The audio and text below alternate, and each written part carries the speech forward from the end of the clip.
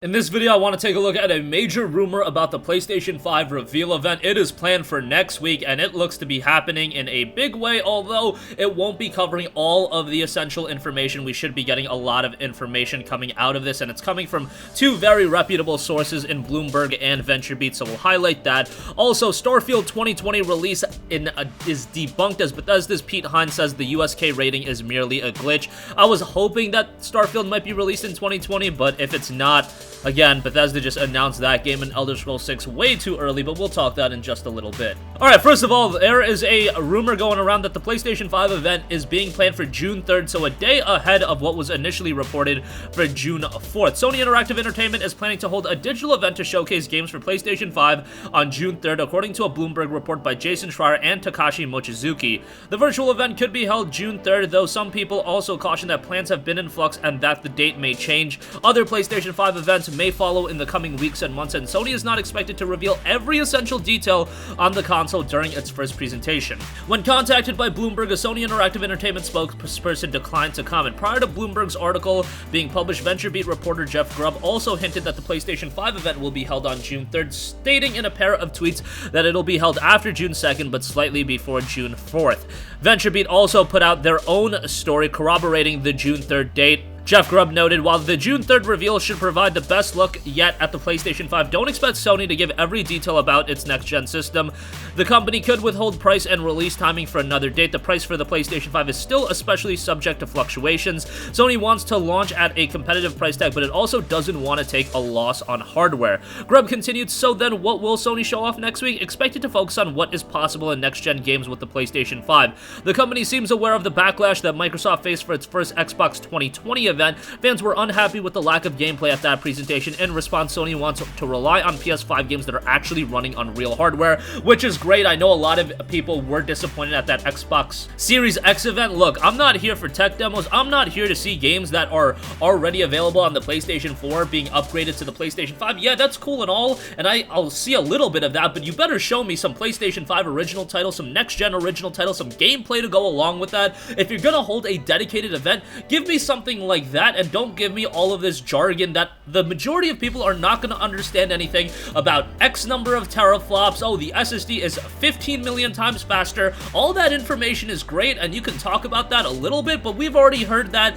We want to see the games now. That's ultimately going to be what sells people on these consoles. We want to see games, gameplay, things of that nature. I've already heard all of the jargon about Unreal Engine 5. It's as fast as a high-end PC. The SSD is a billion times faster. We're going to have 800 gigabytes. We're going to do this many teraflops. We're going to have this much RAM. Okay, that's great. Enough of that now. If you really want to sell the console, it's going to come down to the games. I'll go back to that point over and over again. And yes, there are system selling factors that are outside of just the games. Things like Game Pass, I think, is a huge coup to get an Xbox Series X. But we saw it last generation. We are seeing it with the Nintendo Switch. What puts these platforms over the top? It is ultimately going to be all about the games. Show me a Demon's Souls remake. Show me what Bluepoint is working on. Show me what Guerrilla Games is working on. Is there other studios? Japan Studio, what are they working on?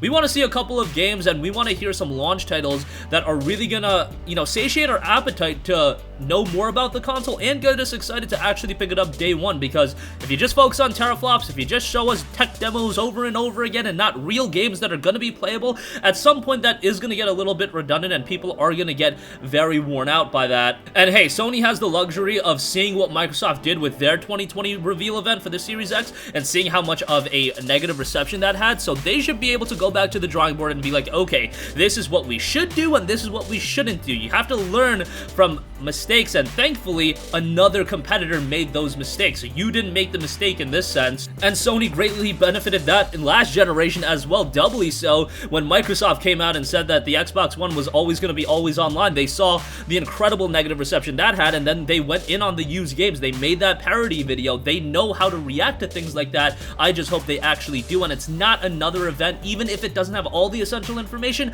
It's not essential that we get the release date and the price right now, because I imagine both of those things are still a little bit of flux, and they're fluctuating day to day. However, at this point, we need to see some games. The Series X, we already know Hellblade 2, we know Halo Infinite, we know a couple of other games. For the PlayStation 5, we mostly only know the third-party titles, and that's not going to be enough, especially because a lot of those games are cross-platform.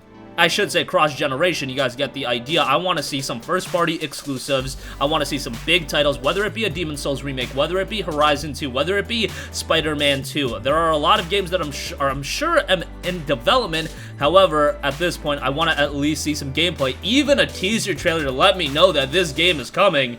But ideally, some gameplay of these titles would be ideal. Alright, moving on from that, one game that I had a shred of hope thinking that it might be released in 2020 was Starfield. Starfield is a game that, because it was announced so many years ago and Bethesda has been relatively quiet on it, I thought they had made a lot of progress on it, and maybe under the hood it was making a lot of progress and it would soon be ready to be revealed and released.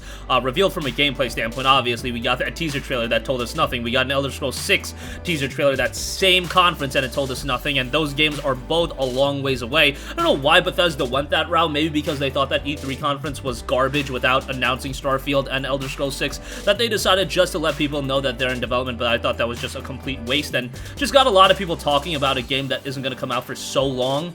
But earlier this week, Bethesda's highly anticipated title seemingly received a rating from the USK, which had many people hoping for a Starfield 2020 release. Initially picked up by YouTube channel Skullzy TV following a discovery from the Starfield community, the official Starfield website briefly contained a logo for an official USK rating. In general, titles don't get rated by the USK before being completed, and as such, this had many people hoping for a release that would be coming this year. However, Pete Hines reported to the rumors and responded to them, and he noted, wasn't aware, but it's just a glitch or a bug on that site. I'll ask them to look into it and get it fixed. Thanks for the heads up. So it looks like Starfield isn't coming out this year. Look, I imagine that Starfield is gonna be a really good game. It's Bethesda working on a brand new MMO experience. I think it's gonna be a good game, even though it has been really hot and cold with Bethesda, and more so than not. I think most people are pretty cold on them, but I still have faith that they can put out a good open world game, and them trying something new, trying something compelling, doing something in space. We don't see a lot of great space open world games, so this one could be something that stands out, and Bethesda being at the helm of it, I'm sure that there's gonna be a lot of interest when the game ultimately does see a significant reveal. But why announce the game so many years ago? It's even worse with the Elder Scrolls 6, because with the Elder Scrolls 6, I literally don't think we're going to see that game until 2023, 2024, and it's such a far cry from what they did with their other games. Skyrim was announced at the end of 2010 at the VGA Awards, and it came out at the end of 2011. It was only an 11-month wait, and at the end of 2010, we only got a teaser trailer, then they set up for that 11/11 release date. In that teaser trailer, we even got the release date for the game, so right away they gave us the release date for Fallout 4. Everybody prior to that game being revealed knew it was in development, but they decided to wait until E3 of that year of 2015 to announce the game, and then it came out in November. I am a big fan of release patterns like that. Why are we showing games, a lot of games, like 5 or 6 years prior to them coming out? I understand that sometimes you need to do that, and sometimes you need to let people know that the game is in development. I think FF7 Remake, when that was revealed, people just expected to wait a long time, so it wasn't a big deal. But with Starfield and Elder Scrolls 6, I really think, and anecdotally, I saw a lot of people messaging me when Elder Scrolls 6 got announced, and they were of the mindset that they were going to be able to play the game within the next year or two, and I had to temper those expectations really quickly. I was like, dude, this game is not coming out. At the time, I thought 2021 at the earliest, and now it's obvious that it probably won't be coming out until 2023, 2024, especially because we know Starfield is coming first. Starfield's not out in 2020, probably 2021, but fingers crossed on that. We don't even know that, but if that's 2021, I guess they could follow it up and do Elder Scrolls 6 the following year, but more likely than not, I would think 2023. Whatever the case may be, we're talking about games in 2023. That's a long time, and a lot of things can happen. Obviously, 2020 has shown us that things can happen at the drop of a dime. So there you have it with that, but that's going to conclude this video. Again, at this point, a new rumor is suggesting that the PlayStation 5 reveal event will be planned for June 3rd. This is being reported from Bloomberg and VentureBeat, so I would say that this is very, very reputable.